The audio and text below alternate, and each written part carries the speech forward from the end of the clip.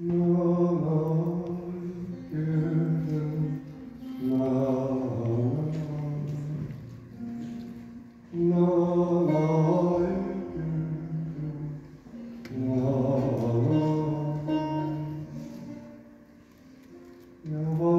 yürü, usulü bas.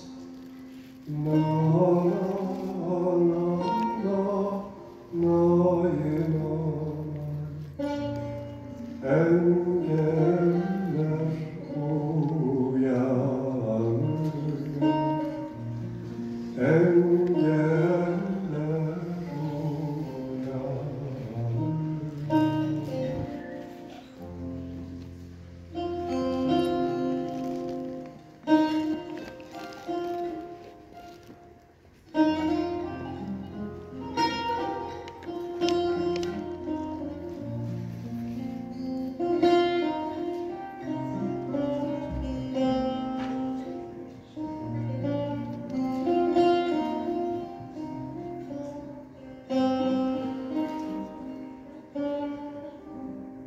çayda çırağı yanıyor,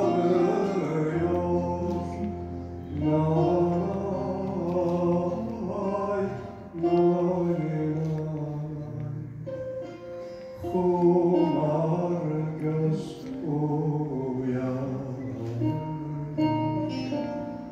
kumar göz uyanır.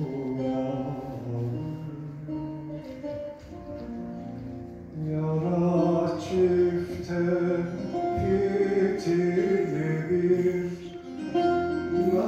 nay gülüm, nay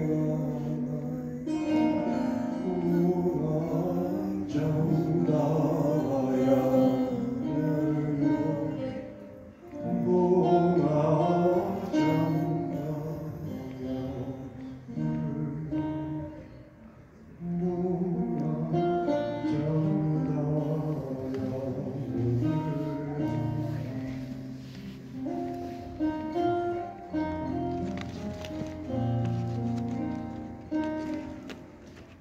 İnsan bir gramofonla köyüne vezir olur mu olur?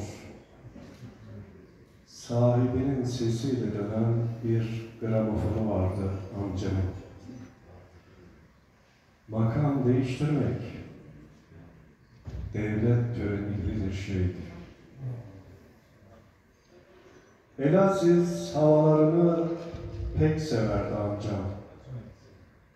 Bakır dişli Topal Mansur gayipten zuhur edip 3 telliyle cem bağlasın, üstüne hozat kırıntısı, dut pekmezi, armut hoşafı, dursun dursundan gelin uğurlama havası, derken koç gibi ve eğin dolaylarından döner dolanır ve gelip aynı yere takılırdı plak.